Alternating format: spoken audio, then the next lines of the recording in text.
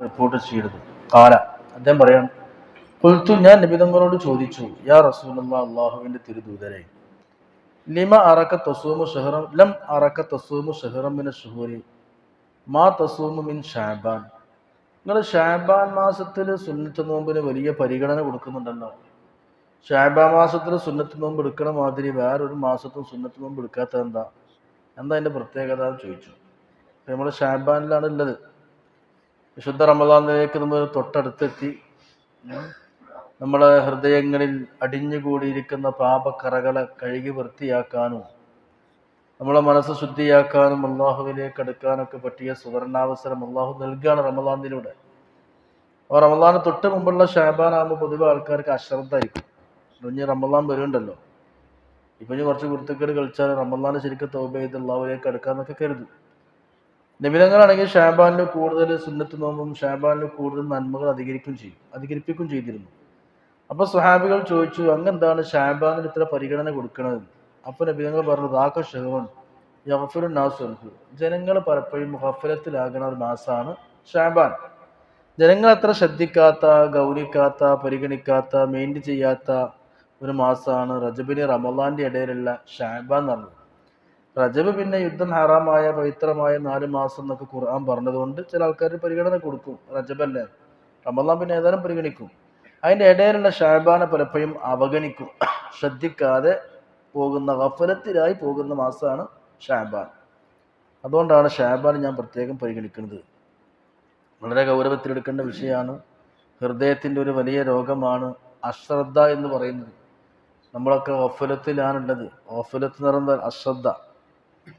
നമ്മൾ അശ്രദ്ധയിലാണ്. ഇബാദത്തുകളെ തൊട്ടും നന്മകളെ അധികരിപ്പിക്കലിനെ തൊട്ടും അശ്രദ്ധയിലാണ്. ഒരു നിമിഷത്തെ അശ്രദ്ധ മതിയാവും ഒരായുസിന്റെ കണ്ണീരിന് എന്ന് നമ്മൾ കേട്ടിട്ടുണ്ടല്ലോ. ഡ്രൈവൊക്കെ ചെയ്തു പോകുമ്പോൾ ഏത് വലിയ ഡ്രൈവറാണെങ്കിലും ഏത് വലിയ വാഹനമാണെങ്കിലും ഒരു നിമിഷത്തെ അശ്രദ്ധ കാരണം വലിയ അപകടം പറ്റിയാൽ മരണം സംഭവിക്കും, ജീവൻ പോവും. ഇതേപോലെ തന്നെയാണ് നമ്മളെ ഭൗതിക ജീവിതം പോലെ തന്നെയാണ് ആത്മീയ ജീവിതവും. നമ്മുടെ ഈ ജീവിതത്തിൽ ഒരു നിമിഷത്തെ അശ്രദ്ധ മതിയാവും.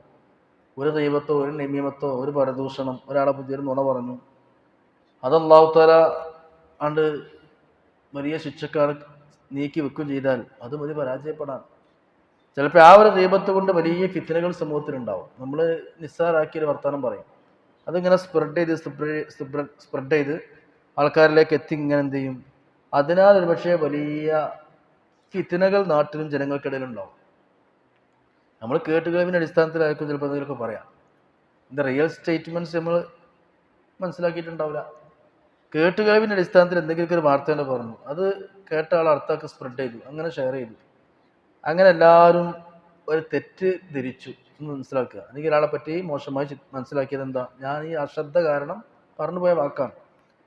അത് മതിയാവും ചിലപ്പോൾ എൻ്റെ ജീവിതം കളയാൻ, എൻ്റെ ജീവിതം പോകാൻ, ആഹാരം നഷ്ടപ്പെടാൻ. അപ്പോൾ എപ്പോഴും നമുക്കൊരു ജാഗ്രത ഉണ്ടാവുക എന്നുള്ളതാണ്. ഷഅബാൻ മാസത്തിൽ മനുഷ്യൻ ഗഫലത്തിലാണ് എന്ന് നബി നിങ്ങൾ പ്രത്യേകം പറയാൻ. ഒരു വിദ്യാർത്ഥിയുടെ പഠനത്തിൽ അശ്രദ്ധ ഭാവിയെ ബാധിക്കുമല്ലോ. ഒരു ബിസിനസ്സുകാരൻ്റെ ബിസിനസ്സിൽ അശ്രദ്ധ ചിലപ്പം അവൻ്റെ ഉപജീവനത്തെ ബാധിക്കും. ഒരു ഡോക്ടറുടെ ഒരു നിമിഷത്തെ അശ്രദ്ധ ഒരു രോഗിയെ നശിപ്പിക്കും.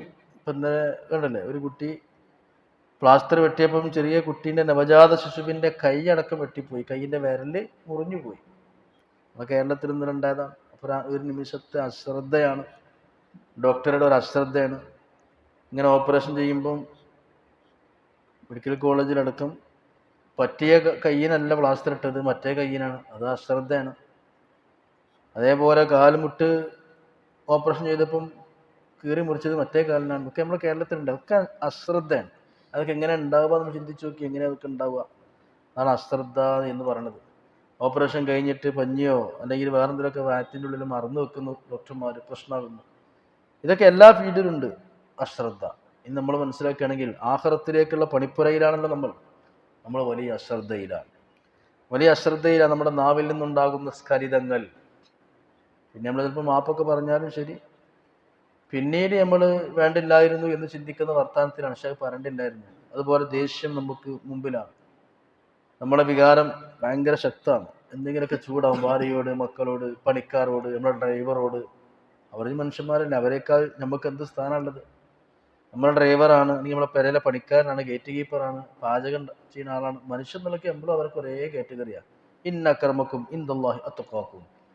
നിങ്ങളിൽ അള്ളാഹുവിലേക്ക് ഏറ്റവും ഉന്നതൻ തഖ്വ നോക്കിയിട്ട് മാത്രമാണ്, വേറെ ഒന്നുമല്ല, വേറെ ഒരു പരിഗണനയില്ല. പക്ഷെ നമുക്ക് തോന്നുകയാണ് അവൻ എന്നേക്കാൾ ലോ ആണ്, ബിലോ ആണ്, ഞാൻ എബോ ആണ്, കാരണം അതിനേക്കാൾ എനിക്കൊരു സ്റ്റാറ്റസ് ഉണ്ട്.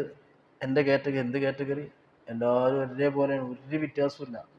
ഏത് തരം താഴ്ന്ന ജോലി ചെയ്യുന്നവരാണെങ്കിലും എത്ര ടോപ്പ് നിൽക്കുന്നവരാണെങ്കിലും മനുഷ്യൻ എന്നുള്ള നിലയ്ക്ക് വിചാരങ്ങളും മനുഷ്യൻ എന്നുള്ള നിലക്കുള്ള ഒക്കെ സെയിം ടു സെയിം, എല്ലാം ഒരേപോലെയാണ്. പക്ഷെ നമ്മൾ അശ്രദ്ധയിലാണ്, എന്തെങ്കിലുമൊക്കെ ചൂടാവും, നമ്മൾ എന്തോ ആണെന്നുള്ളക്ക്. അത് അള്ളാഹിന്റെ സ്വഭാവമാണ്. എന്ത്? കിബിരിയ എന്നുള്ളത് അള്ളാഹ്ക്ക് മാത്രമേ പറ്റുള്ളൂ, നമുക്ക് കിബിർ പറ്റൂല. അള്ളാഹ് പറയുന്നത് കിബിരിയ ഒരു ഇതായി, കിബിർ എന്ന് പറയുന്നത് ഇന്റെ മേൽത്തട്ടാണ്, നിങ്ങളെടുത്ത് തൂളിടണ്ട. ആ അഹങ്കാരവും ഞാനെന്നുള്ള ഭാവവും ഒക്കെ എനിക്കേ പറ്റുള്ളൂ, കാരണം ഞാനൊക്കെ തീറ്റിപ്പോറ്റി പരിപാലിക്കുന്നത്. അപ്പൊ ഈ കിബിർ എന്നുള്ള ഞാൻ എന്നുള്ള ആ ഒരു ധാർഷ്ട്യം, പ്രൗഢ്യം, ആഢ്യത്തൊക്കെ അത് എന്റെ കുപ്പായ, അത് നിങ്ങളെടുത്ത് ഇടാൻ പാടില്ല. അള്ളാഹ് പറയാ അൽ കിബിരിയ ഒരു ഇതായി, ഈ കിബിർ ആഢ്യത്തെന്നൊക്കെ പറയാം എന്റെ കുപ്പായും എന്റെ തുണിയാണ്, അത് എടുത്തിട്ട് നിങ്ങൾ വലിയ ആളാകാൻ പോകണ്ട. പക്ഷേ ഒരു നിമിഷത്തെ അശ്രദ്ധ, ചിലപ്പോൾ നമ്മളെ നാവുന്ന എന്തെങ്കിലുമൊക്കെ വന്നു പോകും, തെറി പറഞ്ഞോളൂ, മോശം വാക്ക് പ്രയോഗിച്ചു, അയാളുടെ മനസ്സ് വ്രണപ്പെട്ടാൽ, അയാളുടെ മനസ്സ് വേദനിച്ചാൽ. ഞാൻ എൻ്റെ കുട്ടികളും മക്കളും പെണ്ണുങ്ങളും തീറ്റിപ്പോറ്റാൻ വേണ്ടിയിട്ടാണല്ലോ അയാളെ മുമ്പിൽ വന്ന് ജോലി ചെയ്യണത്, അയാൾ ഇന്നിങ്ങനെ പറഞ്ഞല്ലോ എന്നയാൾ ചിന്തിച്ചത് അയാളെ കുട്ടികളെയും ഭാര്യയെയും വയസ്സായ അമ്മാനും വാപ്പാനൊക്കെ ഊത്തയാളെ കണ്ണും നിറഞ്ഞിട്ടുണ്ടെങ്കിൽ ഈ പറഞ്ഞവൻ്റെ ജീവിതം മൊത്തം കുളം പൂണ്ടി.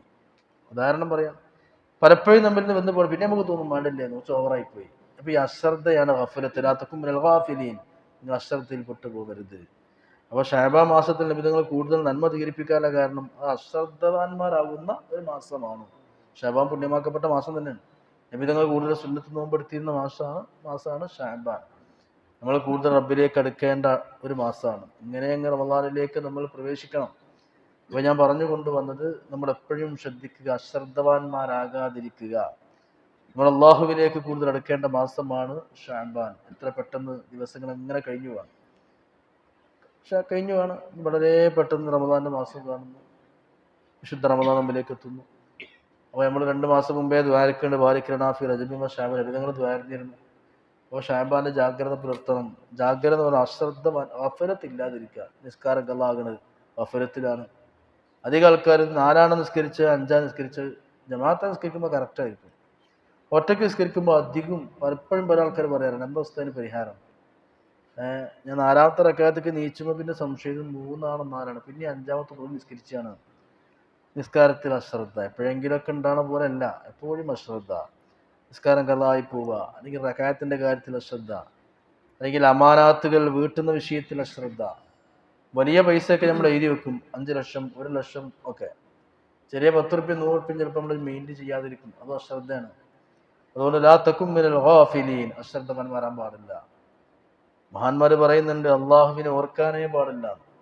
ലാ അദ്കുറു റബ്ബി ഇന്നമാ അദ്കുറു ഇദാ നസീതു, അള്ളാഹിനെ ഒരിക്കലും ഓർക്കാൻ പാടില്ല. കാരണം ഓർക്കണമെങ്കിൽ ആദ്യം മറക്കണ്ടേ, മറന്നാലല്ലേ ഓർക്കാൻ പറ്റുള്ളൂ. ആ നിലക്കാണ് ഒരു ആധ്യാത്മിക നേതാവ് പറഞ്ഞത്, ഞാൻ അള്ളാഹിനെ ഓർക്കാൻ ഇഷ്ടപ്പെടുന്നില്ല. അതായത് ഓർക്കണമെങ്കിൽ ആദ്യം മറക്കണമല്ലോ. എപ്പോഴും ഞാൻ ഓർമ്മയിൽ തന്നെ ഉള്ളത്, എപ്പോഴും ഞാൻ അള്ളാഹുവിൻ്റെ ഓർമ്മയിലാണ് കേട്ടോ. ഇനി ഞാൻ എന്താ ചെയ്യാൻ പാടില്ല, ഓർക്കാൻ പാടില്ല. ഓർക്കുന്ന ആൾ പിന്നെ എങ്ങനെ ഓർക്കുക? ഓർക്കണമെങ്കിൽ മറന്നാലല്ലേ ഓർക്കാൻ പറ്റുള്ളൂ. അപ്പൊ ഞാൻ അള്ളാഹു ഓർക്കാറില്ല, അതായത് ഞാൻ മറക്കാറില്ല എന്നർത്ഥം. അതാണ് അള്ളാഹുവിലേക്ക് നമ്മൾ ചിന്ത തിരിക്കണം, മനസ്സ് തിരിക്കണം എന്ന് പറയുമ്പോൾ അദ്ദേഹം പറയും. അപ്പൊ ഇനി അള്ളാഹുവിന്റെ ചിന്തയിൽ നിന്ന് പുറത്താവുമ്പോഴല്ല ഇനി അങ്ങോട്ട് തിരിക്കണം. ഇപ്പോൾ ഇതിലാണല്ലോ. അപ്പൊ എല്ലാ സമയവും ഓൾവേസ് എപ്പോഴും നമ്മൾ കണ്ടിന്യൂസ്ലി ആയിട്ട് അള്ളാഹുവിന്റെ ഫിക്കറിലായിട്ട് നമ്മുടെ കൽബ് കൊണ്ടുപോകാൻ നമുക്ക് സാധിക്കണം എന്നുള്ളതാണ്. അത് നമ്മൾ എന്ത് ചെയ്യണം? അധ്വാനിക്കണം, അമലുകൾ പെരുപ്പിക്കണം. കഴിഞ്ഞ ക്ലാസ് ഞാൻ പറഞ്ഞ പോലെ നിന്ന് നിസ്കരിച്ച് നിബിധങ്ങളെ കാലിൽ നീര് വന്ന് പൊട്ടാനായപ്പോഴും പറഞ്ഞത് അള്ളാഹ്ക്ക് നന്ദിയുള്ള അടിമയാകാൻ ഞാൻ ഇഷ്ടപ്പെടുന്നു എന്നുള്ളതാണ്. അപ്പൊ അമ്പിയാക്കന്മാരുടെയും സ്വാലിഹ്യങ്ങൾക്ക് ഇബാദത്ത് പോലെ നമ്മളും ചെയ്യണം. അല്ല ഒരിടത്ത് പോയി നിന്നിട്ട് കാര്യമില്ല. MBBS ഡോക്ടറെ അടുത്ത് പോയി നിന്നിട്ട് നമ്മൾ അയാളടുത്ത് പോയിരുന്നാൽ നമുക്ക് ഡോക്ടറാൻ പറ്റുമോ? ഒരാൾ വലിയ IAS ഒക്കെ കിട്ടി, IAS ഉള്ള ആളടുത്ത് പോയി നമ്മൾ ഇരുന്ന് അതുകൊണ്ട് പോയി നമുക്ക് IAS കിട്ടുമോ? അത് ഓൻ പഠിച്ചുണ്ടാക്കി ഓനെ കിട്ടി, ഓൻ ഡോക്ടർ ആയതുകൊണ്ട് കിട്ടി, നമ്മളെ അടുത്ത് പോയിരുന്നുകൊണ്ട് നമുക്ക് കിട്ടൂല. ഇതേപോലെ ഒരാൾ വലിയ മുതലാളിയാണ്, എം എ യൂസുഫ് അലി പോലെ, അവൻ്റെ അടുത്ത് പോയി നമ്മൾ എന്ത് ചെയ്ത് ആൾ കുത്തർന്നുകൊണ്ട് നമുക്ക് ആ മുതൽ കിട്ടൂല. അത് നമ്മൾ അധ്വാനിച്ചുണ്ടാക്കണം. ഇതേപോലെയാണ് ആഖിറോ. നമ്മൾ വലിയ ഔലിയാക്കന്മാരാണ്, നമ്പ്യാക്കന്മാരാണ്, അവരെ പോയിട്ട് ഇങ്ങനെ പോയി കുത്തർന്നുകൊണ്ടൊന്നും നമ്മൾ വലിയ ആവില്ല, നമ്മൾ അള്ളാന്റെ ആബിദാവില്ല. അല്ലെങ്കിൽ അവരടുത്ത് ഇങ്ങനെ ഒപ്പം കൂടി നമ്മൾ അമ്പലെടുക്കണം, നമ്മൾ അധ്വാനിക്കണം. സ്വാലിഹ്യങ്ങളുടെ അടുത്ത് പോയി അവരെ സിയാറത്ത് ചെയ്ത് അവരടുത്ത് പോകൊണ്ട് മാത്രം കാര്യമില്ല, നമുക്ക് ആമ്പല് വേണം, അധ്വാനം വേണം, അതിന് അശ്രദ്ധ മാറി കിട്ടണം. അപ്പൊ ഈ ഹദീത്ത് നിങ്ങൾ എന്താ ഷാബാനിൽ കൂടുതൽ ശ്രദ്ധിക്കണത്? അപ്പൊ നബിതങ്ങൾ പറയാണ്, ആൾക്കാർ മെയിൻ്റെ യാത്ര ശ്രദ്ധിക്കാത്ത മാസമാണ് ഷാബാൻ, അതുകൊണ്ട് ഞാൻ കൂടുതൽ സുന്നത്ത് നോമ്പ് എടുക്കുകയാണ്, ശ്രദ്ധ കൊടുക്കുകയാണ്, ഷാബാനെ പരിഗണിക്കുകയാണ്. അല്ലാഹു തആല നമുക്ക് പ്രാവർത്തികമാക്കാൻ തൗഫീഖ് നൽകട്ടെ. ആമീൻ യാ റബ്ബൽ ആലമീൻ. അസ്സലാമു അലൈക്കും വറഹ്മത്തുള്ളാഹി.